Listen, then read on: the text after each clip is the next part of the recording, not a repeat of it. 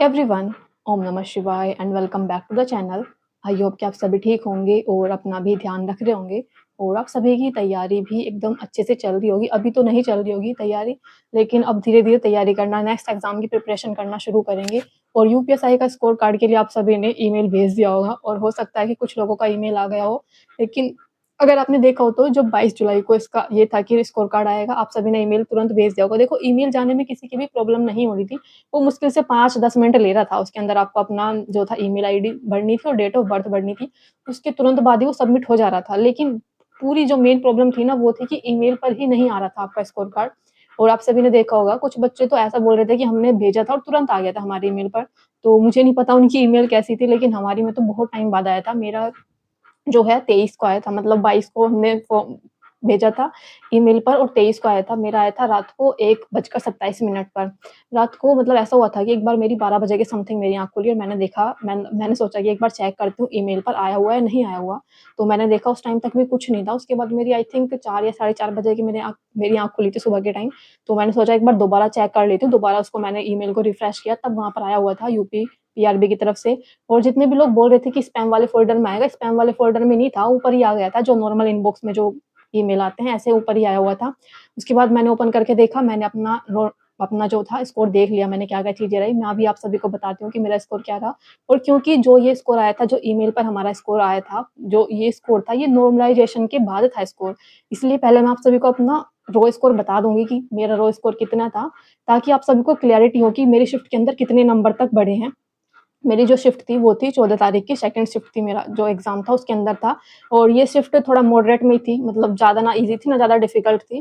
15 की फर्स्ट सबसे ईज़ी बताई गई थी, ऐसा मैं नहीं कह रही, लेकिन जितना भी बताया गया था टीचर्स के द्वारा, उसके बाद जो ईज़ी थी ना, वो 14 तारीख की सेकंड शिफ्ट थी, जो ईज़ी हमारी थी। तो इसके आधार पर देखेंगे कि कितना हमें नंबर बढ़े हैं, कितनी क्या-क्या चीज़ें रही हैं। पहले मैं आप सभी को एक बार अपना स्कोर बता देती हूँ, कितना स्कोर था, रॉ स्कोर कितना था, तभी कुछ फ़ायदा है नॉर्मलाइज़ेशन का स्कोर जानने का। अगर आपको रो स्कोर नहीं पता, तो नॉर्मलाइज़ेशन के बाद आपका स्कोर रहा, उसको जानने का क्या ही मतलब था, कि पता तो चले कि कहाँ पर कितने नंबर बढ़े हैं। अगर आपने देखा होगा, एक चीज़ आप सभी ने नोटिस की होगी, जैसे 14 की फर्स्ट शिफ्ट थी, उसके अंदर भी सभी को इक्वल नॉर्मलाइज़ेशन नहीं मिला है। किसी के 30 नंबर बढ़े हैं, किसी के 25 बढ़े हैं और किसी के 7-8 भी बढ़े हैं। 14 तारीख की फर्स्ट शिफ्ट के अंदर इतना ज़्यादा डिफरेंस तो मुझे लगता है नहीं होना चाहिए था। अगर किसी के 25 बढ़े हैं, तो हो सकता था किसी के 20 हों, 22 हों, 25 हों, लेकिन इतना डिफरेंस कि किसी के 5 बढ़े हैं, तो किसी के 30-31 तक बढ़े हैं।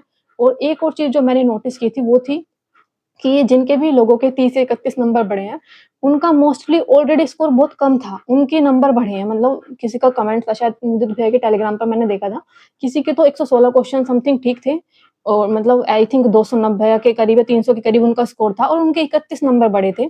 जबकि जहाँ तक अगर आप देखोगे, नॉर्मलाइज़ेशन डिपेंड करता है कि किसके नंबर अच्छे हैं, किसका एवरेज स्कोर अच्छा है, किसने सब सब्जेक्ट में अच्छा स्कोर किया है। जो डिफिकल्ट सब्जेक्ट था, उसने उस बच्चे ने उस सब डिफिकल्ट सब्जेक्ट के अंदर कितना अच्छा स्कोर किया बाकी लोगों से, उसके आधार पर उनको नॉर्मलाइज़ेशन मिलता है। और जहाँ तक मुझे लगता है, जिसका रॉ स्कोर अच्छा है, उसको ज़्यादा ही नॉर्मलाइज़ेशन मिलना चाहिए था।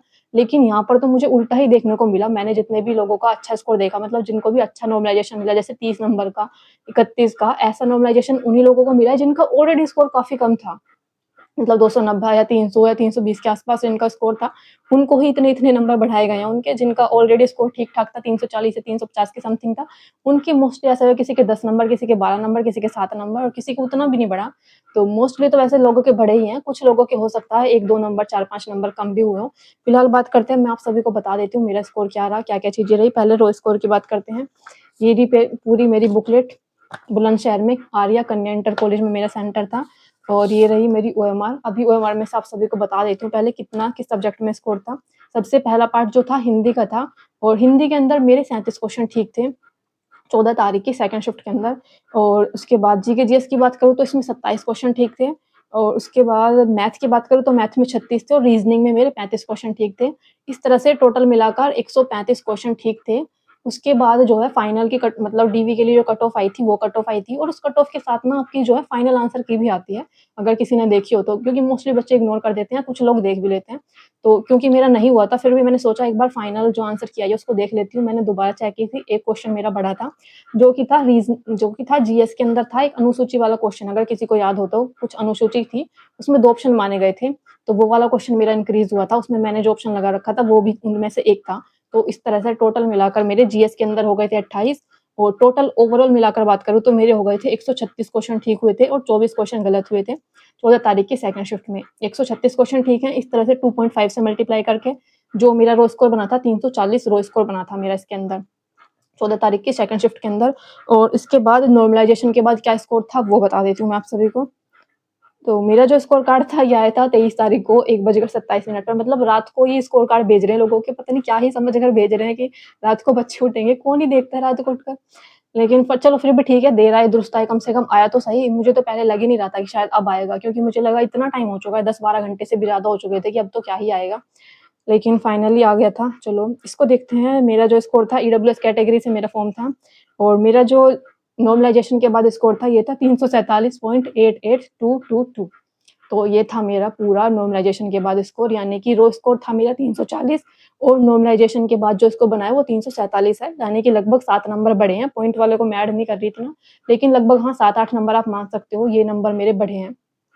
जो कि 14 तारीख की सेकंड शिफ्ट के अंदर ये नॉर्मलाइजेशन मिला है, जो कि मुझे लगता है ठीक है। चलो बाकी मतलब ठीक है जो भी है, वैसे नंबर तो आया ही नहीं था, पहले ही नहीं आया था, तो ये था। और कट ऑफ मुझे ध्यान नहीं है ईडब्ल्यूएस कैटेगरी क्या गई थी, क्योंकि जब मेरा नंबर नहीं आया था तो मेरा कुछ मन भी नहीं था ज़्यादा कट ऑफ वगैरह को देखने का।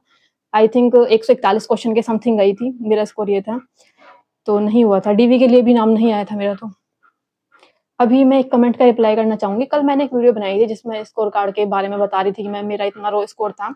तो उस पर एक लड़की का कमेंट आया था ममता पटेल का कि तुम कितना झूठ बोल रही हो, 135 थे, जो कि अपना वीडियो तुम खुद ही जाकर देख लो कितना बताई थी, और जब झूठ बोल रही हो किसी की 135 थे, वाह रे अच्छा मज़ाक है। मैं पूरा कमेंट यहाँ पर लगा दूँगी, आप पढ़ लेना। मैं इसको रिप्लाई करना चाहती तो कल भी कर सकती थी, लेकिन पता नहीं इन्होंने कौन-सी ही वीडियो में देखा कि मैंने कहाँ पर बोल रखा था। हाँ, मैंने ये ज़रूर बोला था कि मेरे कुछ क्वेश्चन गलत हुए थे रीजनिंग के अंदर जल्दबाजी में गोला भरने की वजह से। लेकिन उसका मतलब ये थोड़ी नहीं था कि मेरा पूरा पेपर ही बेकार हो गया। मैंने कहा था कि मेरे 135 ठीक है और रीजनिंग में मेरे कुछ क्वेश्चन गलत हो गए, नहीं तो मेरा 139-40 के करीब बैठ जाता। मैंने ये बोला होगा कि उसमें रीजनिंग में टाइम नहीं मैनेजमेंट कर पाई थी मैं, मतलब ये था कि घड़ी नहीं थी रूम के अंदर, इसलिए टाइम सही से नहीं पता चला। लास्ट में जाकर मुझे थोड़े क्वेश्चन जल्दबाजी में करने पड़े थे रीजनिंग के, जिसकी वजह से किसी में गोला गलत भर गया, कोई गलत हो गया, तो ये चीज़ें रही थी। तो मैंने ये कमेंट लगा दिया। मतलब कभी-कभी लोग कुछ पूरी चीज़ें देखेंगे नहीं, पूरी वीडियो इन्होंने देखी नहीं होगी, कुछ कुछ किया नहीं होगा, बस आकर कमेंट कर दिया फालतू में। ये एक ही थी इकलौते इंसान जिन्होंने फालतू का नेगेटिव कमेंट किया था। और रही बात, देखो मुझे ना कुछ लोग बोलते हैं कि दीदी आप ऐसे नेगेटिव लोगों पर ध्यान ही क्यों देती हो, मतलब रिप्लाई ही क्यों करती हो? तो ऑफ कोर्स देखो हर टाइम चुप नहीं रहा जा सकता। अगर आपको कोई कुछ बोल रहा है, अगर आप जितना ज़्यादा चुप रहोगे ना तो लोगों को उतना ज़्यादा लगेगा कि तुम ही गलत हो, क्योंकि तुम चुप हो, तुम कुछ बोल नहीं रहे हो, तो लोगों को यही लगेगा कि तुम ही गलत हो। इसलिए बेहतर है कि चाहे मतलब ऐसा है कि आप पोलाइट वे में भी रिप्लाई कर सकते हो किसी का। किसी ने आपको कुछ गलत उल्टा-सीधा बोला है, तो आप उसको पोलाइटली भी उस चीज़ को बता सकते हो, रख सकते हो अपनी बात कि क्यों बोला, क्या हुआ, क्या क्या प्रॉब्लम है। तो ऐसे ही मैं रिप्लाई ज़रूर करती हूँ, जो ऐसे उल्टे-सीधे फालतू के कमेंट करते हैं। बाकी इस तरह से अपनी तैयारी करते रहो। बाकी मिलते हैं नेक्स्ट वीडियो में, तब तक के लिए bye bye, take care and Radhe Radhe. और अपना स्कोर बताकर जाना कि रो स्कोर कितना था, नॉर्मलाइज़ेशन के बाद आपका स्कोर कितना हुआ है, बताकर जाना। बाकी नेगेटिव लोगों से मुझे भी दूर रहना और आप सभी को भी दूर रहना। लेकिन अगर कहीं भी आपको ऐसे नेगेटिव कमेंट दिखे ना, तो इनकी क्लास ज़रूर लिया करो, क्योंकि फालतू के लोग मुझे पसंद नहीं है। मतलब उल्टे-सीधे कमेंट करके निकल जाते हैं और पता नहीं क्या ही समझते हैं कि कोई अगर इंसान यूट्यूब पर आ रहा है, अपनी बातें शेयर कर रहा है, कुछ बता रहा है, तो उसके बारे में बस इनको लगता है कि कुछ भी उल्टा-सीधा बोल दो और चले जाओ, क्योंकि ये तो कुछ कर नहीं पाएँगे। खैर मुझे ज़्यादा गुस्सा आ रहा है, मुझे लगता है। चलो bye bye, take care and Radhe Radhe.